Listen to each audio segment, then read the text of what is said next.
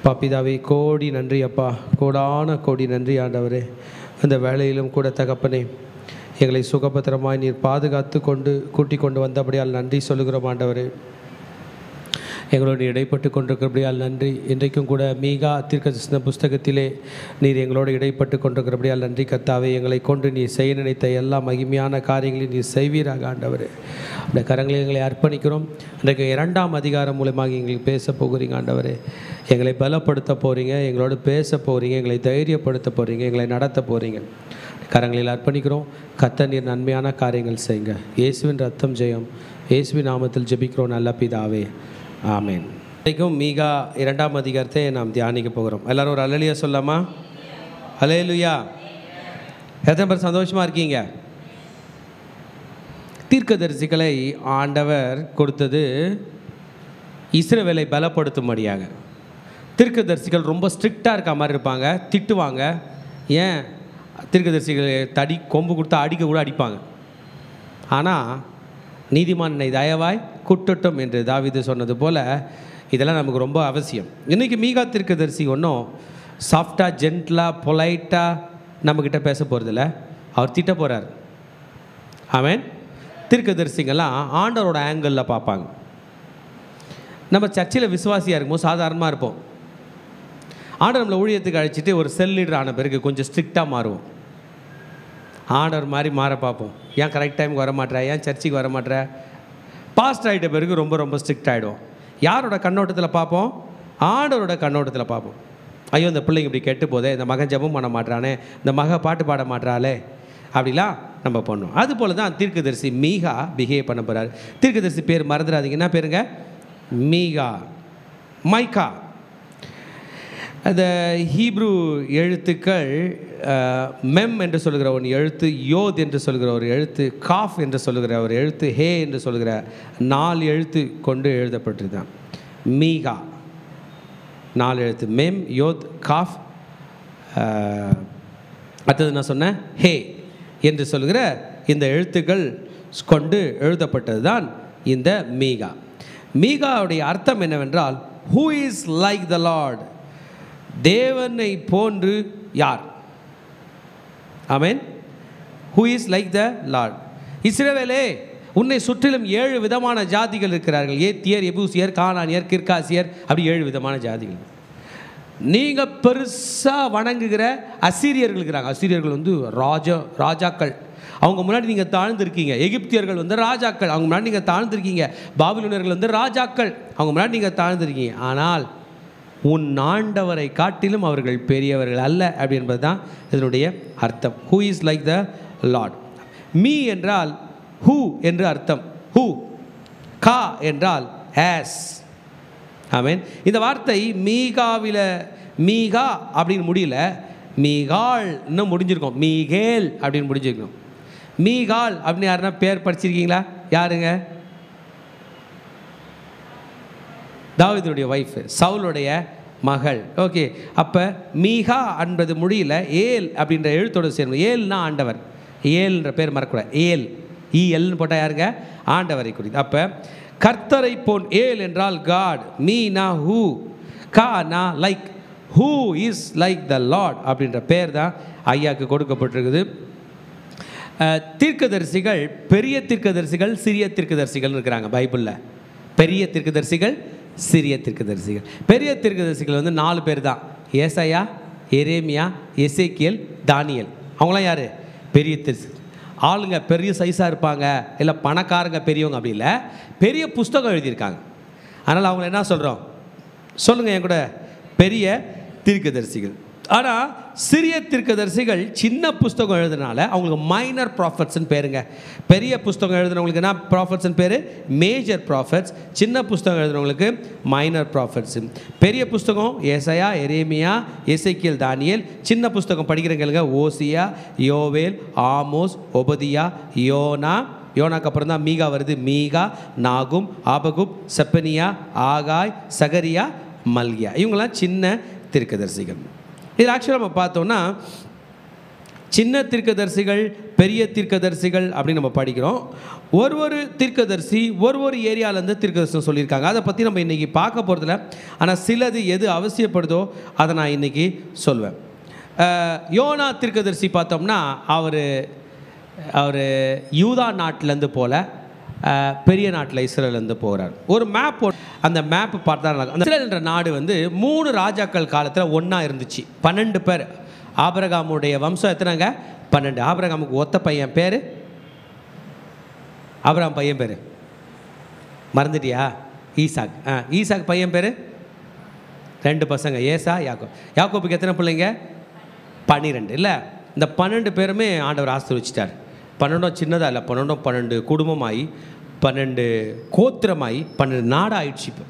ரைட்டா? இந்த 12 நாடுகளும் ஒத்துமையாக இருந்தாங்க. 12 எதுனாலும் ஆண்டவர் எத்தனை தான் சொல்லுவார்? 12. அந்த அப்பாவுக்கு 12 பிள்ளைங்க. வாயின் வந்தால் எத்தனை தான் வாயின் வருவார்? 12 வாயின் வருவார். ராஜ்யமும் எத்தனை கொடுத்தார்? 12 கொடுத்தாருங்க.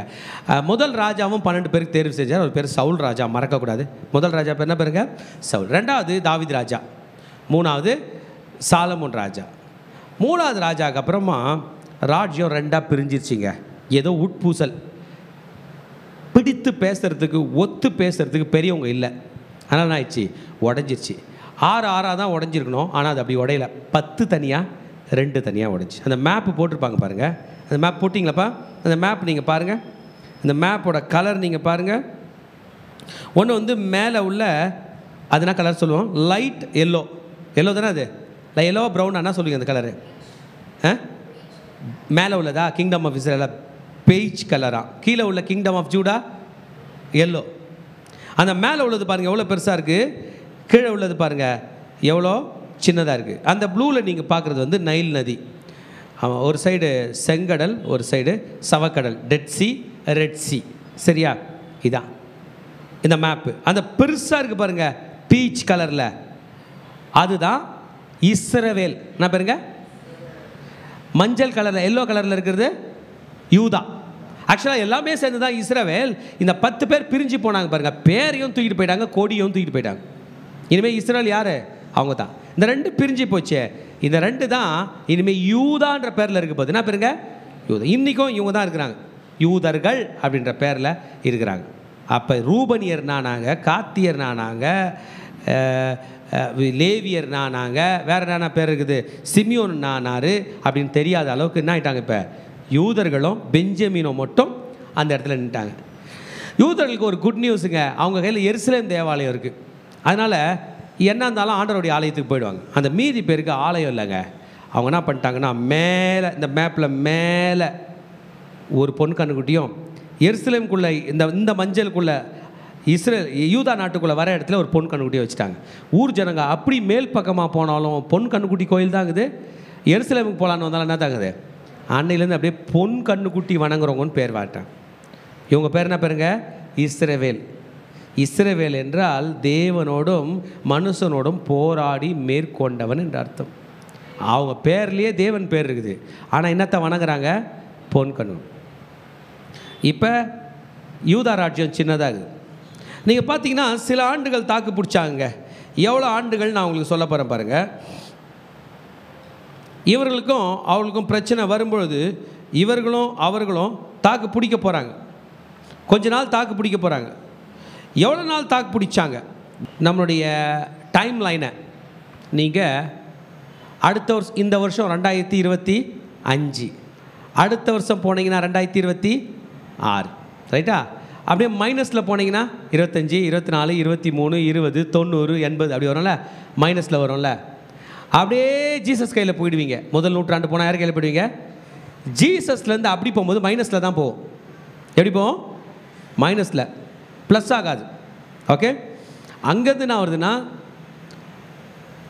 மேலேருந்து ஸ்டார்ட் ஆகும்போது இப்போ 4000 வருஷத்துக்கு முன்னாடி ஆண்டவர் ஆதாமை படைச்சாருன்னு வைப்போமே, போக போக 4001 ஏறி வராது. 4000வது வருஷம், 3999வது வருஷம் அப்படியே இறங்கி இயேசுவை நோக்கி வரும். அப்போ இயேசு தான் மத்தியஸ்தர். இயேசு நடுவில் வச்சிங்கன்னா நம்மலாம் ஏறும் வழி, மேலே போனால் இறங்கும் வழி. அப்போ புரிஞ்சுக்கணும். அப்போ கேலண்டரு பழைய ஏற்பாட்டில் போகும்போது சின்னதாக சொல்லிச்சுன்னா ரொம்ப நேரம்னு அர்த்தம். ஓகேயா? சின்னதாக சொல்லிச்சுன்னா ஜீசஸ் கிட்ட வருதுன்னு அர்த்தம். சரி, நான் உங்களுக்கு இப்போ சொல்கிறேன். கிறிஸ்துவுக்கு முன், இயேசுக்கு முன்னாடி 722வது வருஷம் மறக்கக்கூடாது. 722 இந்த இஸ்ரவேலே காலி. அந்த 10 பிரிஞ்சு போனாங்களே அவங்க காலி. அவங்கள அழிச்சது யார் யாருன்னு சொல்கிறீங்களா? அசீரியர்கள். பேர் மறக்கக்கூடாது. இஸ்ரவேல் அழிச்சது யாருங்க? அசீரியர். அதுக்கப்புறம் ஏறக்குறைய ஒரு 100 சில்லற வருஷம் இவங்க தாக்கி பிடிச்சாங்க. 586. அதான் நான் சொன்னேன், தள்ளி வர வர வருஷம் குறையும். அதில் 586ல் யார் அவுட்டு? யூதா அவுட். யூதா அழிச்சது வந்து நேபுகாத் நேச்சார், பாபிலோனியர்கள். இந்த 2 பேரை மறக்கூடாது, இவங்க எதிரிகள். அசீரியர்கள் யார் அழிச்சா? இஸ்ரவேலரை. பாபிலோனியர் யார் அழிச்சா? யூதா. ஓகேயா? இது இடையில இருக்கிற ஒரு 100 சில்லற ஒரு 200 வருஷம் ஆண்டவர் கிரேஸ் பீரியட் கொடுத்தார். பொன் கண்ணுக்குட்டியை வணங்காத. இதில் கொடுமையிலையும் கொடுமை என்னன்னா, அந்த இஸ்ரவேல் பிரிஞ்சு போச்சுல, பிரிஞ்சு போனவன் பைபிளை கையில் தூக்கிட்டு போகல. பைபிளை தூக்கிட்டு போனாவது யாராவது பாஸ்டர் ரெடி பண்ணலாம், பைபிளையும் தூக்கிட்டு போகல, இங்கேயே விட்டு போயிட்டான். என்ன செலவு வச்சுட்டான்? பொன் கண்ணுக்குட்டி.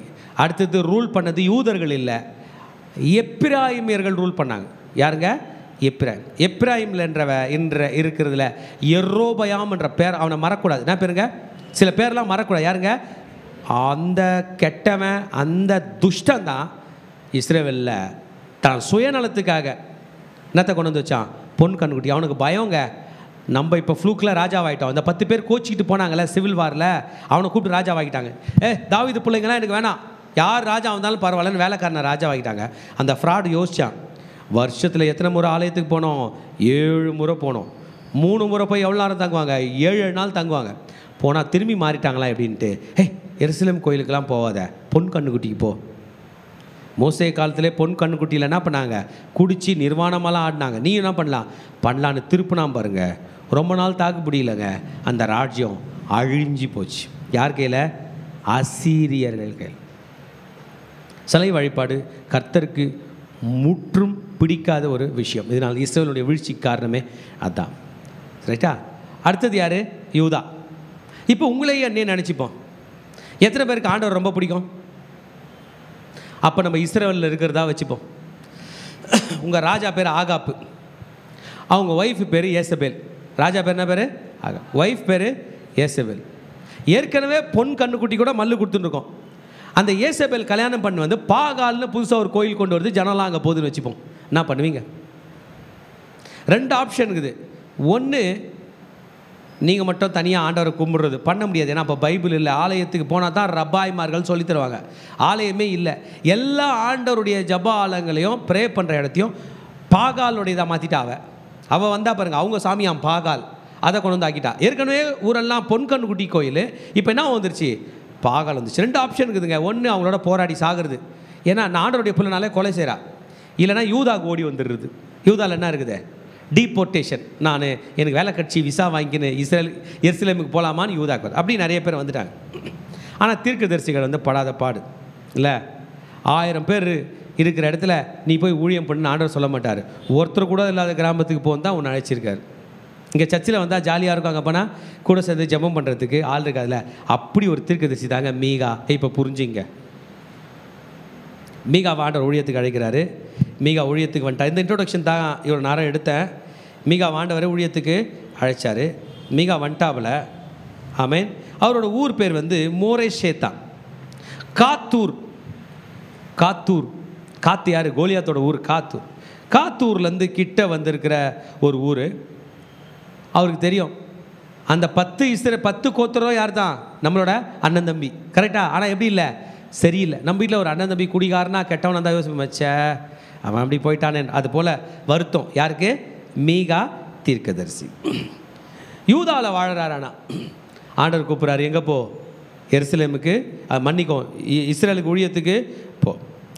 ஏசாயா தீர்க்கதரிசி வாழ்ந்த காலத்தில் இவரும் வாழ்ந்திருக்க கூடும்னு சொல்கிறாங்க. ஆனால் ஏசாயா தீர்க்கதரிசியை பார்த்தாரான்னு நமக்கு தெரில. இவரை போலவே வாழ்ந்துருக்கு.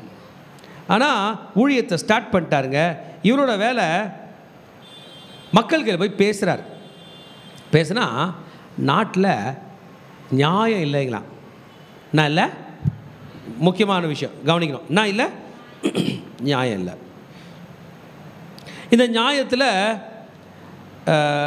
இந்த நியாயத்தில் நமக்கு ப்ராப்ளம் என்னென்னா, நியாயத்தை புரட்டுறாங்க. யார் புரட்டுறாங்கன்னா அமைச்சர்கள், அதிகாரிகள், ராஜாக்கள், மந்திரிகள் எல்லாரும் புரட்டுறாங்க. ஆனால் என்ன படிக்கிறாங்க? அப்போ கேட்குறது யாரோட வேலை? யார் தட்டி கேட்பா? தீர்க்கதரிசி தேவனுடைய வாய் போன்றவன் சொல்லுவாங்க. எப்படியா? ஆண்டவர்னா பேசுகிறாரோ அதை பேசுவாங்க, தட்டி கேட்பாங்க.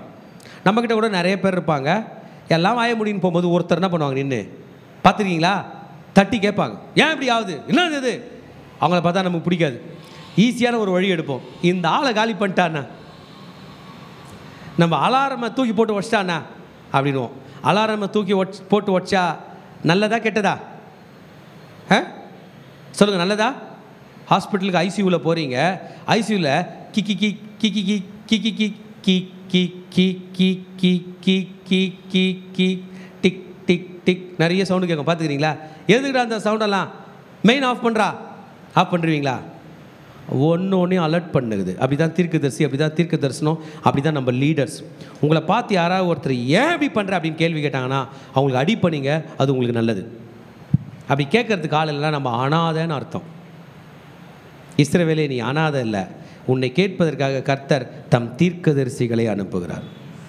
அதில் ஒரு பெறான தீர்க்கதரிசி தான் யார்? மீகா தீர்க்கதரிசி. ஆமென். ஓரளவுக்கு புரிஞ்சிச்சா? சூழ்நிலை தான் நாடு தாவீது வாழ்ந்த நாடு. அவங்க எப்போதும் யாரோட பெருமையை தான் பேசுவாங்க? தாவீது. இன்னைக்கு வரைக்கும் இஸ்ரவேலர்கள் பேசுறது யார்? தாவீது. ரைட்டா? தாவீது. தாவீது ஆண்ட நாடு ஒரு காலத்தில் அசீரியர்களெல்லாம் உப்பு பள்ளத்தாக்கில் போட்டு விளாசின ஒரு நாடு. இது யாருக்கு அடிமையாக இருக்குது? அதே அசீரியர்கள். ஆமீன். ரொம்ப ரொம்ப வக்கரமான மன்னர்களாம். இஸ்ரவேலர்களை பள்ளம் தோண்டி உயிரோடு போட்டு புதைச்சானுங்களாம், உயிரோடு போட்டு எரிச்சானுங்களாம், ஸ்டிக் ஸ்மெல் வர வச்சானுங்களாம். கடைக்கு போகிறீங்க, தந்தூரி சிக்கன் ஃப்ரை பண்ணுற ஸ்மெல் வருதுல்ல, சுடுற ஸ்மெல்லு, அது மாதிரிலாம் இஸ்ரவேலர்களை போட்டு கொளுத்துறானுங்களாம். எப்படி இருந்திருக்கும் அந்த காலம்? ஆனாலும் இஸ்ரவேல் ஆண்டவர் பக்கம் சாய மனதில் என்னும் போது தீர்க்கதரிசி எப்படி கொதிச்சிருப்பான். நியாயத்துக்கு திரும்ப ரெடி இல்லாத போது ஒரு சைடு அடி வாங்கிக்கிறாங்க, இன்னொரு சைடு துரோகம் இழைக்கிறாங்க, பாவம் செய்கிறாங்க, அக்கிரமம் செய்கிறாங்க. இதை தட்டி கேட்கணும். தப்பு பண்ணும்போது தட்டி கேட்கணும். ஆனால் தப்பை விட மாட்டான், தட்டி கேட்கணும். விட்டுட்டு போயிடுறான். போய் அசிரியன் காலில்னா கூட விழுந்து சாவானா தவிர கர்த்தர்கிட்ட வர மாட்டான். எப்படி இருந்திருக்கும்? இதை தான் நம்ம மீகாவில் படிக்க போகிறோம். மீகா பற்றி எக்ஸ்ப்ளனேஷன் அன்னைக்கு படிக்கும்போது நான் உங்களுக்கு சொல்கிறேன். இன்றைக்கி நம்ம செகண்ட் சாப்டருக்கு வந்துட்டோம். நேற்று ஃபஸ்ட் சாப்டர் நீங்கள் மார்னிங் டியூஷன் அட்டன் பண்ணியிருப்பீங்க. இன்றைக்கி நம்ம செகண்ட் சாப்டருக்கு வரப்போகுது. தீர்க்கதரிசி என்ன சொல்ல போகிற அதுக்கு ஒரு தலைப்புனா, காட்ஸ் சின்ஃபுல் பீப்புள், தேவனுடைய பிள்ளைகள் பாவிகளாக இருக்கிறார்கள் அப்படின்னு பேச போகிறார். உலகத்து மக்களை பற்றி அவர் பேசலை, பாபிலோனியரை பற்றி பேசலை, அசீரியர்களை பற்றி பேசலை. இந்த எம்பையருக்கு பேர் வந்து நியோ அசீரியன்ஸ்னு சொல்லுவாங்க. புதுமையாய் முளைத்திருக்கிற அசீரியர்கள். அசீரியாவுக்கு பல டைம் அவங்க வாய்ப்பு திடீர்னு வளர்ந்து பெரிய ராஜ்யமாக வந்து விழுந்துலாம் இருக்காங்க, திரும்ப எழுந்திருக்காங்க. இது திரும்ப எழுந்திருக்கான். இவன் பேர் நியோ அசீரியன். ஒரு காலத்தில் நம்ம அப்பா தாவீது கையில் அடி வாங்கினவன், நம்ம யோவாவோட பட்டயத்தில் செத்து தொலைஞ்சவன், அவர் பொழைச்சி போங்கடான்னு விட்டார, அதில் பொழைச்சவன். நம்ம ராஜாக்கள் ஆகிய தாவீது முன்னாடி வாலாட்ட துணியாதவன் இன்னைக்கு யார் ஆளுகிறான்? நம்ம ஆள்றான். காரணம் தாவீதோட ஆட்சி இல்லை என்பதல்ல, கர்த்தருடைய ஆட்சி இல்லை, என் ஜனங்கள் பாவம் செய்தார்களே என்பதாக தீர்க்கதரிசி பேச போகிறார். ஓகே, இந்த தீர்க்கதரிசி நான் இதை 2 பகுதிகளாக பிரிக்க போகிறேன். முதல் பகுதி 1ஆம் வசனத்தில் இருந்து 8ஆம் வசனம் வரைக்கும் பேச போகிறேன். 2வது பகுதி 10லிருந்து 13 வரைக்கும், 9லேருந்து அதிகாரம் முதிய படிக்க போகிறோம். Right, okay. ஃபஸ்ட்டு வந்து 1லிருந்து 9, செகண்ட் வந்து 10லிருந்து 13 படிக்கலாமா? இதில் முதலாவதாக தீர்க்கதரிசி சொல்ல வர்றாரு, என் ஜனங்கள் பாவம் செய்கிறார்கள், பெருமையாய் பாவம் செய்கிறார்கள். நல்லது பண்ணுற மனுஷனை நீங்கள் பார்த்தீங்கன்னா அவர் தயவாக இருப்பார். பாவம் பண்ணுறவன் கரெக்டாக சொன்னாங்க மக, பெருமையாக இருப்பான். தானே, நான் எவ்வளோ குடித்தேன் தெரியுமா, நான் எத்தனை பாவம் பண்ணுறேன் தெரியுமா, எல்லாம் நான் தான், என்னை யாராலையும் ஒன்றும் பண்ண. அதை தான் இஸ்ரவேல் சொல்லுதான். இப்போ they devise iniquity, 1ஆம் வசனத்தை சொல்லுகிறார், அக்கிரமத்தை கையில் எங்க வைங்க, யோசித்து தங்கள் படுக்கைகள் மேல் பொல்லாப்பு செய்ய எத்தனம் பண்ணி தங்கள் கையில் வல்லமை இருக்கிறபடினால் விடியற்காலமாகிற போது அதை நடப்பித்து வயல்களை இச்சித்து பறித்து கொண்டு வீடுகளை இச்சித்து எடுத்துக்கொண்டு புருஷனையும் அவன் வீட்டையும் மனுஷனையும் அவன் சுதந்திரத்தையும் ஒடுக்கிறவர்களுக்கு ஐயோ. என்னங்க பாருங்க, மனதில் கை வைங்க. என்னத்தை யோசிக்கிறாங்களா? அக்கிரமத்தை யோசித்து. எனக்கு எப்போதும் ஒரு பயம் உண்டுங்க. கையை கீழே வைங்க. நான் ஒரு ஷார்ட்ஸ் பார்த்துன்னுக்கிறேன்னு வைங்களேன். நான் பார்த்துன்னுக்கிறேன், ஷார்ட்ஸ் பார்த்துன்னுக்கிறேன். ஷார்ட்ஸ் பார்த்துன்னுக்கிற என்ன ஃபோனில் பார்த்துன்னுக்கிறேன். இப்போ டக்குன்னு என்ன ஆயிடுச்சுன்னா பேட்ரி லோ ஆயிடுச்சு. ஆனால் ஃபோன் ஆஃப் ஆகலை. பேட்ரி லோ ஆகி ஃபோனு ஆஃப் மோடுக்கு போயிடுச்சு, ஸ்லீப் மோடுக்கு போயிடுச்சு வச்சுப்போம். ரைட்டா? என் ஃபோனில் ஏதோ ஷார்ட்ஸ் பார்த்துன்னுக்கிறேன். என்ன மோடுக்கு போயிடுச்சு? என்னப்பா? ஸ்லீப் மோடுக்கு போயிடுச்சு. இப்போ என் ஃபோன் உங்கள் கையில் வந்துருச்சு, நான் போயிட்டேன். நீங்கள் என் ஃபோனை சார்ஜ் போட்டு ஸ்லீப் மோட்லேருந்து ரிவைவ் ஆயிடுச்சு. அந்த வீடியோ ஓப்பன் ஆகுமா ஆகாதா? ஆஃப் ஆகலை. யோசிச்சு பார்த்து சொல்லுங்கள். ஆகும். உங்கள் ஃபோனில் ஒரு ஷார்ட்ஸ் பார்த்துன்னுட்டு சைடில் ஆஃப் பண்ணிட்டு விட்டுருங்க. நான் பண்ணிட்டு போயிடுங்க, ஆஃப் பண்ணிட்டு விட்டுருங்க. திரும்பி நீங்கள் பாஸ்வேர்ட் போட்டு ஆன் பண்ணதும் டக்குன்னு அதான் ப்ளே ஆகும். கரெக்டாக இல்லையா? ஆமீன். நீங்கள் அதை ஷட் டவுன் பண்ணியிருக்கணும், இல்லை டெலீட் பண்ணியிருக்கணும். அதெல்லாம் பண்ணால் தான் போகும், இல்லைனா இருக்கும். ஏன்னா பாருங்கள், நம்ம ஒரு தீமையை யோசித்துருக்குறோன்னு வச்சுப்போம். என்னுடைய பயத்தை உங்களுக்கு சொல்கிறேன். தீமையை யோசித்துருக்குறோம், டக்குன்னு உயிர் போயிடுச்சின்னு வைப்போம். என்ன போயிடுச்சு? உயிர் போயிடுச்சு. மண் எடுத்து புதைச்சிட்டாங்க, போயிட்டோம். ஆண்டவர் வராரு, உயிர் கொடுக்குறாருன்னு வைப்போமே. எங்கேருந்து ப்ளே ஆகும்னு நினைக்கிறீங்க? சொல்லு மகளே, எதில் விட்டோம் தானே வரும்? திரும்பி குழந்தையா இருந்து ஆ இம்மா அம்மா அப்படின்னு வருவோமா? எங்கே விட்டோமோ அந்த எடுப்போமா? அதான்ப்பா ப்ராப்ளம். அதுதான் ப்ராப்ளம். அதுதான் நமக்கு பயமே. இஸ்ரவேலின் தேவன் அவர்கள் நினைவுகளில் வாழ்கிறார். இதுதான் பிரச்சனை. அதனால் நம்ம எப்போதும் ஃபோனில் பண்ணுறது தான் ரியாலிட்டிலையும் பண்ணோம். தெரியாமல் யோசித்துட்டோம். என்ன பண்ண உடனே சொல்லுங்கள், சொல்லுமா, டெலீட் பண்ணிடணும். எப்படி டெலீட் பண்ணுவீங்க?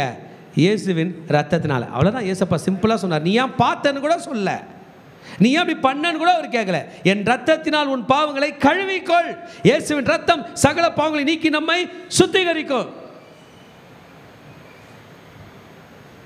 உங்கள் ஃபோன் வந்து ரொம்ப இன்டெலிஜென்ட்டான ஃபோனு, ஸ்மார்ட்டான ஃபோனு. நீங்கள் குக்கிங் பற்றி பார்த்தீங்கன்னா அது 1000 வீடியோ எடுத்து போடும் குக்கிங் பற்றி. கரெக்டாக இல்லையா?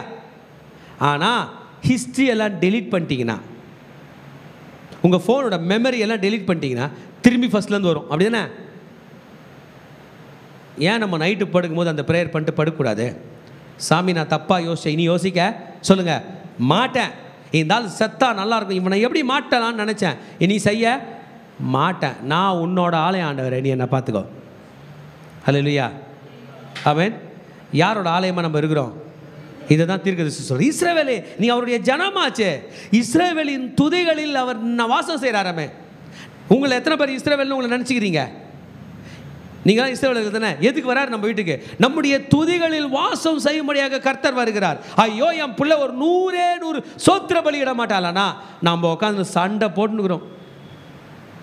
ஹஸ்பண்ட் கூடவோ, அண்ணா கூடவோ, அப்பா கூடவோ, இவனை எப்படி ஒரு 2 கெட்ட வார்த்தை போட்டு அடிக்கலாம், மட்டிக்கலாம், அழிக்கலாம் என்று. நோ, இதுதான் தீர்க்கதரிசி இங்கே சொல்லுகிறார். அக்கிரமத்தை யோசித்து நான் எப்படி முன்னேறேன், நான் எப்படி பணக்காரனாவேன், எனக்கு பணம் வேண்டும், நான் லைஃப்பில் முன்னுக்கு நான் நினச்சேன், நான் எத்தனை பண்ணிட்டேன், எனக்கு வல்லமை இருக்குது. காலையில் வர உன் வயல் எந்த ஆகிடும், உன் லேண்டு எந்த ஆகிடும், உன் வீடு எந்த ஆகிடும், உன் பொருள் எந்த ஆகிடும், உன் வீட்டுக்காரனை என்ன பண்ணுறேன் பாரு, உன் மனைவி என்ன பண்ணுறேன் பாரு என்கிற நினைவோடு கூட இவர்கள் செல்லுகிறார்களே, இது பாவம். Morning is not the time where we will wake up and take revenge on people. Morning is the time where we wake up to praise God. காலையில் எழுச்சி உன்னை என்ன பண்ணுறான் பார், பொழுது விடியட்டும் என்று சொல்வதற்காக அல்ல. இஸ்ரவேலே, நீ காலையில் எழுந்து கர்த்தரை துதிப்பதற்காக தான் தீர்க்கதரிசி சொல்லுகிறார். ஒவ்வொரு நாளையும் காண்டவர் காலையில் எழுப்புறது இன்னைக்கு யாரை வம்புக்கு இழுக்கலான்னு கொடுக்குறாரா? இல்லை மகனே, மகளே, கிருபையா இன்றைக்கு காலையை கொடுத்தீரே, நன்றி. ஹல்லேலூயா. உங்கள் எல்லாருக்கும் ஒரு டைம் டேபிள் சொல்கிறேன் கேளுங்க. அது நடந்தால் லைஃப்பில் நல்லது. அன்றைக்கி நம்ம கையில் பவர் இருக்குது. நம்மளே நடக்கிறோம், நம்மளே போகிறோம், நம்மளே சம்பாதிக்கிறோம், நம்மளே சாப்பிட்றோம், நம்மளே பெரிய ஆளாக இருக்கோம். நம்மளை விட ஸ்ட்ராங்காக வாழ்ந்த பெரியவங்க எத்தனையோ பேர் இன்றைக்கி அநாத ஆசிரமத்துலேயும் ஓல்டேஜ் ஹோம்லேயும் இல்லை வீட்டில் பிள்ளைங்க கொடுக்குற எதையோ சாப்பிட்டு வாழறாங்களா இல்லையா? நம்மளோட பவர் ஏன் அவங்க அப்படி இருக்காங்க? அவங்க கையில் பவர் இல்லை, வருமானம் இல்லை, வயசாகிடுச்சு. அந்த நிலைமை வரும்போது லிசன் பண்ணுங்கள், பிள்ளைங்கள கவனிங்க. அந்த நிலைமை வரும்போது என்னோட ப்ரேயர், இந்த ஆலயத்தில் எங்கன்னா ஒரு மூலையில் நீ காலையில் மதியம் நைட்டு ப்ரேயரில் கலந்துக்கோ, இந்த 3 வேளை சோறு நீ போயிட்டேன்னா உன்னை இங்கேருந்தே எடுத்து போட்டுருவோன்னு அப்படி ஒரு ஸ்லாக்கியம் கிடச்சாலே நான் கொடுத்து வச்சவன் நான் ஃபீல் பண்ணுறேன். பொண்ணும் பொருளும் எதுவும் வேணாம். அந்த நிலையை இன்றைக்கே கொடுத்துருக்கிறாருன்னா நம்ம எந்தளவுக்கு அவரை தேடணும்னு பாருங்கள். உலகம் சத்தியமாக நம்மை கைவிடும். உலகம் பொண்ணும் பொருளும் இருந்தால் கூட கைவிடும். பிள்ளைங்களாம் நம்மளை ஃபோர்ஸ் பண்ணி நம்ம சொத்தை அவங்க பேரில் எழுதி வாங்கிக்குவாங்க, எல்லாத்தையும் வாங்கிக்குவாங்க, மொத்தத்தையும் வாங்கிப்பாங்க. ஒன்றுமே நிரந்தரம் அல்ல, அவர் மாத்திரம்தான் நிரந்தரம். இங்கே இஸ்ரவேலருக்கு அதை பற்றி தோணவே இல்லை. பக்கத்தில் அசீரியா என்கிற எதிரி இருக்கான், அழிச்சிடுவான். பாபிலோன் வளர்ந்து கொண்டிருக்கிறான், எகிப்து வளர்ந்து கொண்டிருக்கிறான். ஆனால் இந்த இஸ்ரவேல் பெருமையாக இருக்குது. இருக்கிறத எப்படி கொள்ளையடிக்கலாம், இருக்கிற மக்கள் எப்படி ஏமாத்துறான். ஆகையால் கர்த்தர், நான் இந்த வம்சத்தாருக்கு விரோதமாய் தீமையை வருவிக்க நினைக்கிறேன், அது நின்று நீங்கள் கழுத்தை நீக்க மாட்டீர்கள். உனக்கு வர தீமையிலேருந்து கழுத்தை என்ன பண்ண முடியாது, எடுக்க முடியாது. உன்னை அசிரியன் கையில் ஒப்பு கொடுப்பேன், நீ கழுத்தை எடுக்க முடியாது. அசிரியர்கள் முதல் உலகம் ஃபுல்லாக இந்த ரியல் எஸ்டேட் தொழிலை கொண்டு வந்தவனே அசிரியன் தானா. ரியல் எஸ்டேட்னா என்ன நடக்குது? நீ ரியல் எஸ்டேட்டில் சும்மா யோசிச்சு பாருங்கள். உங்கள் ஊர், நீங்கள் பிறந்த ஊர், வேற ஒருத்தர் வீடு கட்டினுப்பார். உங்கள் ஊரில் தாத்தா பாட்டி பேர்லாம் இருக்காது. யாரோ ஒரு வெளிநாட்டுக்காரனோ யாரோ ஒருத்தன் ஒரு நகர் போட்டு வைக்கிறானா, அதில் உங்கள் ஊருங்க ஆளுங்க போய் வாடகை இருப்பாங்க, ரைட்டா? இல்லைனா விற்றுட்டு வேறு ஊருக்கு போயிருப்பாங்க. நடந்திருக்குதா இல்லையா? உங்கள் ஊர் ஒரு காலத்தில் சித்தப்பா பெரியப்பா தாத்தா மாமா வாழ்ந்த ஊர், நீங்கள் விளையாடின இடம், உங்கள் வயல், உங்கள் கழனி, உங்கள் கால்வாய், உங்கள் குளம். இன்றைக்கி கரெக்டாக நான் சொல்கிறது, உலகம் ஃபுல்லாக இதாச்சு. அது இன்றைக்கி தான் இங்கே வருதுங்க. அன்றைக்கே அந்த அசிரியன் இருக்கான துஷ்டர்கள் ஒரு நாட்டை சண்டைக்கு போனால் நம்ம ராஜாக்கள் நம்ம பார்த்தோம், அந்த நாட்டை அடித்து அதிலே ஒரு பப்பட் ராஜாவை போட்டு கப்பம் வசூலிப்பாங்களே. இவன் அப்படி கிடையாது, நாட்டையே எம்டி பண்ணுவான். எம்டி பண்ணி தான் ஊருக்கு கூட்டு போயிட்டு அடிமைகளாக வச்சுப்பான். எம்டி பண்ணுவான், லேண்டில் யாரும் இருக்க மாட்டாங்க. தங்க ஊரில் இருக்கிறவங்களுக்கு இந்த லேண்டை ப்ரொமோட் பண்ணுவான். ஸ்கொயர் ஃபீட் இவ்வளோ. அவங்க ஊரில் இருக்கிற பணக்காரங்க என்ன பண்ணுவாங்க, லேண்டு வாங்குவாங்க. அந்த ஊரில் இருக்கிறவங்க எந்த ஊரில் இருக்கிறவங்களும் வருவாங்க. ஆமாம், அந்த ஊர் பேர் அசிரியான்னு வச்சான்னா இப்போ மாறவே மாறாது. கரெக்ட் தானே? ஊர் ஜனத்தையும் இங்கே விட்டுட்டு போனால் தான் ஊருக்காக சண்டை போடுவாங்க. என்ன பண்ணிடுவான், ஊரே மாற்றிடுவான். அந்த மாதிரி இஸ்ரவேலர்களை நாடு கடத்திட்டு மேப்பே மாற்றினான் பாருங்க, ஊரையே மாற்றினான் பாருங்க. இன்னைக்கு வரைக்கும் அந்த 10 கோத்திரம் எங்கே போச்சுன்னே தெரியலையா.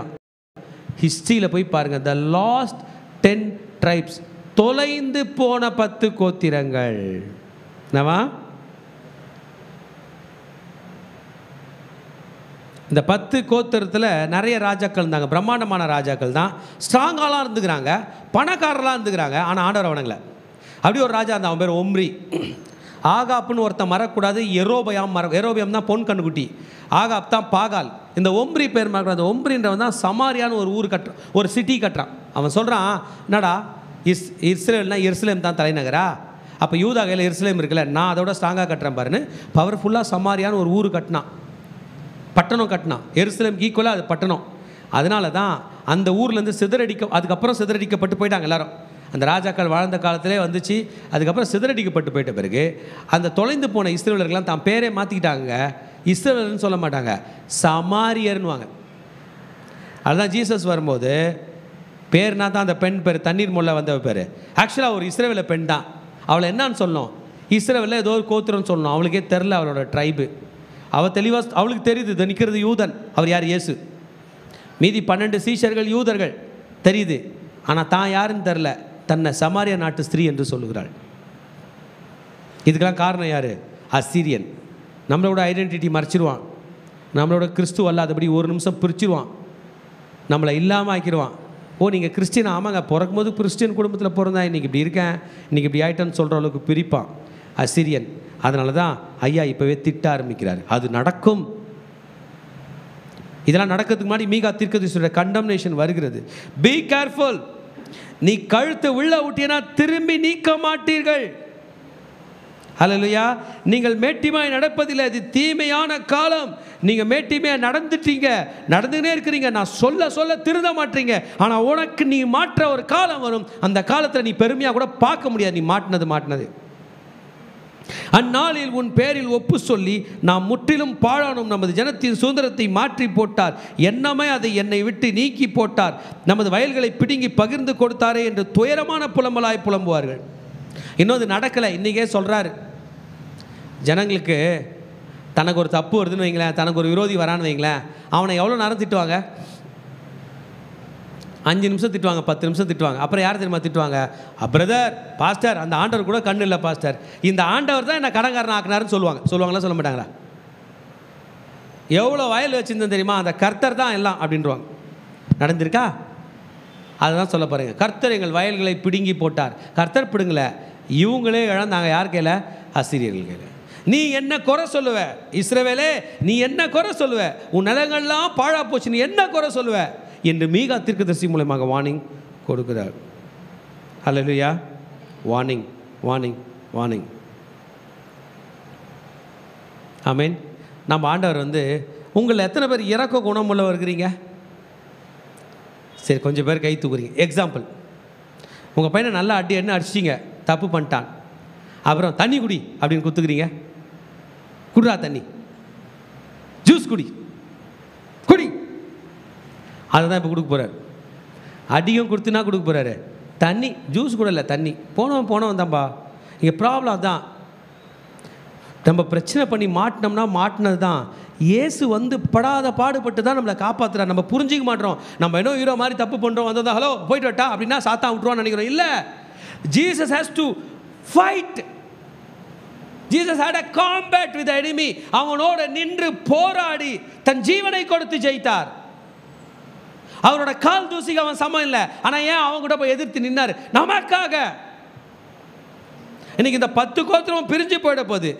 தீர்க்கதரிசி சொல்லிட்டார், தீர்க்கதரிசி திட்டார், தீர்க்கதரிசி அஷூரன்ஸ் கொடுத்துட்டார், உடனே நான் வந்துடுவேன். இல்லை பிரதர், நம்ம செய்ய வேண்டிய பிராய்ச்சித்தம் நிறைய இருக்கும். திரும்பி வரும்போது பத்திரமா வருமா, உயிராக வருமா, 2 காலோட வருமா, 2 கண்ணோட வருமா, ஒத்த கையாக வருமா, இல்லை உடம்பு நல்லா இருக்குமா, ரத்தத்தில் எதனா வியாதியோட வருமா, கேன்சரோட வருமா, போன நம்ம கிட்னியோட வருமா, நுரையீரலோட வருமா, டிபியோட வருமான்னு தெரியாதே. பாவத்திலிருந்து தப்பிச்சு வரும்பொழுது உங்களுக்கு புரியுதா இல்லையா? அதனுடைய கான்சிக்வன்சஸ் இருக்குமே, அதனுடைய கான்சிக்வன்சஸ் நீ ஃபேஸ் பண்ணுவ என்று சொல்லிட்ட பிறகு இப்போ கிரேஸ் கொடுக்குறார். 6 to 9 பார்த்தோம்னா தேவனுடைய பிள்ளைகள் அவருடைய தீர்க்கதரிசிகளையும் எதிர்க்கிறாங்க. பாருங்கள், கர்த்தரின் சபையிலே சுதந்திர வீரங்களை அலைந்து கொடுக்கிறவர்கள் உனக்கு இல்லாதிருப்பார்கள், உனக்காக நியாயம் பேசுறதுக்கு ஆள் இருக்க மாட்டாங்க, தீர்க்கதரிசனம் சொல்லாதிருப்பீர்களாக என்கிறார்கள். அவர்கள் தீர்க்கதரிசனம் சொல்லுவார்கள், இந்த பிரகாரமாக அவர்கள் தீர்க்கதரிசனம் சொல்லாவிட்டால் நிந்தனை நீங்காதே. அதாவது தீர்க்கதரிசி என்ன சொல்ல வருகிறார்னா, they are rejecting the prophets. Pastor, நான் இன்றைக்கி சர்ச்சுக்கு வரேன், நான் நல்லா இருப்பேன்னு எதனா மெசேஜ் கொடுங்க பாஸ்டர் அப்படின்னு இஸ்ரவேலன் உங்கள் கையில் சொன்னான்னா நீங்கள் தான் பாஸ்டர். என்ன சொல்லுவீங்க? அவன் இன்ன காலையில் தான் இன்னொருத்தரோட வயலை அபகரிச்சுட்டு வந்திருக்கான். ரைட்டா? லிசன், கவனிங்க. பாகால் கோயிலுக்கு போயிட்டு வந்துக்கிறான், பொன் கண்ணுக்குட்டியாக வணங்கிட்டு வந்திருக்கான். ரைட்டா? அசீரியர்களுக்கு பயப்படுறான், ஆலயத்துக்கே வரல, நீங்களே போய் பிடிச்சி தூக்கிட்டு வந்துக்கிறீங்க. அவன் சொல்கிறான், எனக்கு சந்தோஷமாக ஒரு செய்தி சொன்னால் என்ன சொல்லுவீங்க? கர்த்தர் உன்னை வாழாக்காமல் தலையாக்குவார் அப்படின்னு நீங்கள் சொல்கிறீங்கன்னு வைங்களேன். அவனும் ஹாப்பி ஆகிட்டான். நடக்குமா? ப்ளீஸ் சொல்லுங்கள், நடக்குமா? என்ன தெரியுமா சொல்லுவார் தீர்க்கதரிசி? மனம் திரும்புன்னுவார். அவன் தீர்க்கதரிசி அடிச்சுட்டு போவான். அதாங்க இன்றைக்கி நடக்குது உலகத்தில். இந்த தப்பு பண்ணிட்ட விட்டுடு, ஆண்டவர் கையில் மன்னிப்பு கேட்டு, இல்லைனா உனக்கு வழியே இல்லைன்னு சொல்லும்போது அவங்க போப்பா நான் வேறு சர்ச்சுக்கு போகிறேன்னு போயிடுவாங்க. ப்ராப்ளம் வேறு சர்ச்சுக்கு போனால் சால்வ் ஆகுது. மகனே மகளே, அங்கே அசீரியன் உனக்கு விரோதமாக இருக்கான், அவன் நீ ஜெயித்தாக வேண்டும். அவன் உன்னை ஜெயிச்சிருவான், இல்லைனா நீ அவனை ஜெயிப்பதற்கு சத்தியமாக உன்னால் முடியாது. நீ ஜீரோ தான். உன் கையை அந்த ஹீரோ பிடிக்கணும், அவர் பெயர் தான் இயேசு. இன்றைக்கி யாராவது ஒருத்தர் பெருமையாக உங்கள் வழியில் நீங்கள் ஜெயிச்சிருவீங்க, நீங்கள் போகிற பாதையில் போல்டாக என்னை கேள்வி கேட்காதுன்னு இருந்தீங்கன்னா கையை தூக்கி ஆண்டவர் கையில் சாரி கேளுங்க, உங்களை அந்த அசீரியர் கையிலேருந்து கர்த்தர் காப்பாற்றுவார். எல்லாருக்கும் ஒரு எண்ணம், தாவீது இருந்தால் அப்படி ஆகிடுமா, தாவீது இப்படி இருந்தால் ஆகிடுமா. யோசிப்பாங்களா? யோசிக்க மாட்டாங்களா? நம்ம அப்படி கூட யோசிக்க தேவை அவசியம் இல்லை. அந்த தாவீதை காட்டிலும் பெரிய தாவீது ராஜாவுடைய சிங்காசனத்தில் அமர்கிற இயேசு ராஜா அவங்க கூட இருக்கும்பொழுது நீங்களும் நானும் விழுந்தால் அது தவறு. என் மகளே மகனே, don't reject the word of God, don't reject his prophets, don't reject its leaders. இன்றைக்கி அவர் தம்முடைய தலைவர்களை அனுப்பி நம்மளை பார்த்து கேள்வி கேட்கிறார். டோன்ட் டூ இட்னும் போது நாம் அதை விடுவதற்கு ஆயத்தமாய் இருக்க வேண்டும். Do not prattle. ஆமென். ஆமாம். Don't return in insult to the prophets. தீர்க்கதரிசிக்கு என்ன பண்ணுறான்? இன்சல்ட் கொடுக்குறான். தீர்க்கதரிசனம் சொல்லாதீங்க. ஹலோ, தீர்க்கதரிசனம் சொல்லாதீங்க, எனக்கு ப்ரே பண்ணாதீங்க, ஏங்க என்னை பார்க்கும்போதெல்லாம் திட்டுறீங்க, ஏங்க என்னை பார்க்கும்போதெல்லாம் கண்டிக்கிறீங்க, ஏன் எனக்கு வழி சொல்கிறீங்க, சொல்லாதீங்க என்று சொல்கிறார்களாம். பேரே சொல்லிட்டார், யாக்கோபு வம்சம் என்று பெயர் பெற்றவர்களே, கர்த்தரின் ஆவி குறியிருக்கிறதோ அவருடைய கிரியைகள் இவைகள் தானோ, செம்மையாய் நடக்கிறவனுக்கு என் வார்த்தைகள் நன்மை செய்யாதோ. கொஸ்டின் பாருங்களேன், ஆண்டவர் கேட்குறாரு, யாக்கோபு வம்சமே 7th verse படிக்கலாமா? என்று பெயர் பெற்றவர்களே, இந்த சாப்டருடைய மெயின் வேர்ஸே அதுதான். அவருடைய கிரியைகள் இவைகள் தானோ. திருச்சபையே என்னை இன்றைக்கி பாருங்கள், இன்றைக்கி நம்ம லைஃப்பில் ஒன்று நடந்துனுக்குது. அது நல்லதுனுமா பிரச்சனை இருக்குதுன்னு கேட்டேன்னா நீங்கள் நல்லது பற்றி சொல்ல மாட்டீங்க, பிரச்சனை தான் சொல்லுவீங்க. ஏன்னா we are focusing on that. ரைட்டா இல்லையா? நேற்றுக்கு நம்முடைய OMR திருச்சபைக்கு ஆண்டவர் ஒரு பியானோ கொடுத்தார். நான் ஆண்டவருக்கு நன்றி சொல்கிறேன். ஆமென். Electronic piano Casio. என் வாழ்நாளில் நான் அந்த மாதிரி ஒன்று ப்ராக்டிஸ் பண்ணதில்லை, வாங்கினதும் இல்லை, வாங்கவும் முடியாது. கர்த்தரே கொடுத்தார்.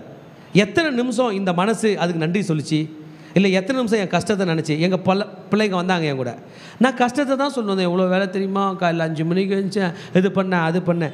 என்னைக்கடா நான் செஞ்ச நன்மைக்கு நன்றி சொல்ல போகிறேன்? சொல்ல மாட்டோம். நம்ம எல்லாருமே நமக்கு நடக்கிற தீமைகள் கஷ்டத்தை பற்றி தான் பேசுகிறோம். இன்றைக்கி ஆண்டவர் நம்மளை பார்த்து கேட்குறாரு, இப்போ நடக்குது இந்த கிரியைகள்லாம் இவ்வளோ தான் நல்லது நடக்குமா? இன்றைக்கி உள்ள இன்னும் நிறைய நல்லது நடக்குமா? எத்தனை பேர் விசுவாசிக்கிறீங்க? இப்போ நடக்குது இவ்வளோ தான் உங்கள் லைஃப்பில் நடக்குமா? இதை விட நல்லது நடக்குமா? எத்தனை பேர் நடக்கும்ன்றீங்க? அவங்க கை தூங்க பார்க்கலாம். இப்போ கையை கீழே போடுங்க. யார் நடத்துவா? யாராவது ஒருத்தர் பேர் சொல்லுங்களேன். ஐயா எனக்கு கல்யாணம் ஆயிடுச்சு, எங்கள் ஒய்ஃப் இருக்கிறாங்க, அவங்க தான். ஐயா எனக்கு கல்யாணம் ஆயிடுச்சு, எங்கள் வீட்டுக்கார் இருக்கிறார், எங்கள் மாமனார் இருக்கிறார், எங்கள் சொத்து இருக்குது, எங்கள் வீடு இருக்குது, வேலை இருக்குது, ப்ளீஸ் கை தூக்குங்களேன். யார் தான் நடத்துவார்? இஸ்ரவேலே, நீ பலருடைய லேண்டை வஞ்சிக்கிற, எடுக்கிற, பெருமையாக திரிகிற, உன்னுடைய அமைச்சர்கள் சரியில்லை, உன்னுடைய மந்திரிகள் சரியில்லை, ஒரு ராஜா சரியில்லை, அசிரியன் காலில் விழுற, எல்லாம் பண்ணுற, தீர்க்க தரிசனம் வேணான்னு சொல்கிற, உனக்கு கிரியைகள் நடக்குதோ? இவ்வளவுதான் கிரியைகளா? இல்லை இன்னும் நல்லது நடக்குமா? நடக்கும். நீ செம்மையாக நடந்தா கண்டிப்பாக நடக்கும்னு சொல்கிறாருங்க. வேர்டு புரிஞ்சுங்க. என்ன நடந்தா? ஆமாம். நம்ம தலையில் கை வச்சிங்க. வாலிப பிள்ளைகள் குறிப்பாக ஸ்டார்ட் பண்ணும்போதே தப்பா, கோமா, வெறுப்பா, தீய சிந்தையோட, ராங் கால்குலேஷனோட, அடுத்தவங்களோட பணத்தோட, அடுத்தவங்களோட பொருளோட ஐடியாவே வேணாம். ஆண்டவரே நான் செம்மையாக நடக்கிறேன். எத்தனை பேர் சேலஞ்சு? செம்மை பக்கம் வாங்க. செம்மை என்பது ஒரு வழி, நீதியின் ஒரு வழி. ஆண்டவர் உங்கள் பக்கம் சாயிரன்னா ஆசீர்வாதத்தை தருவார். கேளுங்க, ஆண்டவரே நான் செம்மையாக நடக்கிறேன், எனக்கு நீங்கள் ஆசீர்வதிங்க, நான் இனிமேல் உத்தமமாக நடக்கிறேன், நான் வெகுலியாக மாறுறேன், புறாவை போல மாறுறேன், என் சிந்தைகள் கபடு இல்லாதவைகளாய் கர்த்தர் பக்கம் சாய்கிறது, உம்மை நம்பி என்னை நடத்தும், உம்மை ஏற்றுக்கொள்கிறேன் இயேசுவின் நாமத்தில் பிதாவே. அந்த வசனத்தை அண்டர்லைன் பண்ணிங்க. செம்மையாய் நடக்கிறவனுக்கு என் வார்த்தைகள் நன்மை செய்யாதோ. எத்தனை பேர் செய்யோன்றீங்க? அப்போ சேர்ந்து சொல்லுங்கள். செம்மையாய் நடக்கிறவனுக்கு தேவனுடைய வார்த்தைகள் நன்மை செய்யும். சொல்லாமா? செம்மையாய் நடக்கிறவனுக்கு தேவனுடைய வார்த்தைகள் நன்மை செய்யும். Hallelujah, hallelujah. ஆமாம். Is the spirit of the Lord restricted? ரொம்ப இம்பார்ட்டண்டான வசனம். சிம்சோனின் மீது கர்த்தருடைய ஆவியானவர் இறங்கினார். சிம்சோன் ஜெயிச்சாரா? ஜெயிச்சார். சிம்சோன் மேலிருந்து ஆண்டவருடைய ஆவியானவர் போயிட்டார். சிம்சோனு அவுட். தாவீது மேலே கர்த்தருடைய ஆவியானவர் இறங்கினார். தாவீது ஜெயிச்சாரா? அதை தான் இங்கே சொல்கிறாரு. அன்னைக்கு ஜெயம் கொடுத்தது தாவீது அல்ல, சிம்சோன் அல்ல, கிதியோன் அல்ல, பாராக் அல்ல, தெபோரா அல்ல, கர்த்தருடைய கிதியோன் அல்ல, கர்த்தருடைய ஆவியானவர். இன்றைக்கும் உனக்கு உதவி செய்ய போகிறது கர்த்தருடைய ஆவியானவர் என்பதை தான் இங்கே சொல்லுகிறார். ஆமென். ஆமாம். என் ஜனங்கள் பூர்வ முதல் சத்துருவை போல எழும்பினார்கள். யுத்தத்திலிருந்து திரும்பி வந்து வழியில் அஞ்சாமல் கடந்து போகிறவர்களுடைய மேலங்கிய வஸ்திரத்தை முறிந்து கொண்டீர்கள். என் ஜனத்தின் ஸ்திரீகளை அவருடைய சௌக்கியமான வீடுகளில் இருந்து துரத்தி விட்டீர்கள். அவருடைய குழந்தைகளுக்கு இருந்த என் அலங்காரத்தை என்றென்றைக்கும் இல்லாதபடிக்கு பறித்து கொண்டீர்கள். எழுந்திருந்து போங்கள், இது நீங்கள் இளைப்பாறும் இடம் அல்ல, இது தீட்டுப்பட்டது, இது உங்களை நாசப்படுத்தும், அந்த நாசம் மிகவும் கொடிதாய் இருக்கும். தீர்க்கதரிசிங்க என்ன சொல்ல வர்றாருன்னா கொஞ்சம் கவனிங்க. இஸ்ரவேல் என்றாலே தேவனுடைய நாடுன்னு அர்த்தம். ஆனால் இஸ்ரவேல் என்ன நடந்துச்சு? யெரொபெயாம் என்ன பண்ணா? பொன் கண்ணுக்குட்டி கொண்டு வந்து வச்சான். வணங்காதவங்களை என்ன பண்ணா? அடிச்சு துரத்திட்டான். வசதியாக வாழ்ந்தாங்க. ஆண்டவர் அவங்களுக்கு ஏக்கரில் லேண்டு கொடுத்தாரு. அடிச்சு துரத்திட்டான். ஏன்? நீ யாரை வணங்கலை? பொன் கண்ணுக்குட்டியை வணங்கு. அப்போ ஜனங்க எங்கே ஓடிட்டாங்க? யூதாவுக்கு ஓடிட்டாங்கன்னு வச்சுப்போமே. திரும்பவும் கொஞ்சம் பேர் தாக்கு பிடிச்சிட்டு ஆண்டவரை வணங்கிட்டு இருந்தாங்க. இப்போ ஏசபேல் வந்தா. இதெல்லாம் ஒரு 500, 600, 700 வருஷத்துக்கு கதை இது.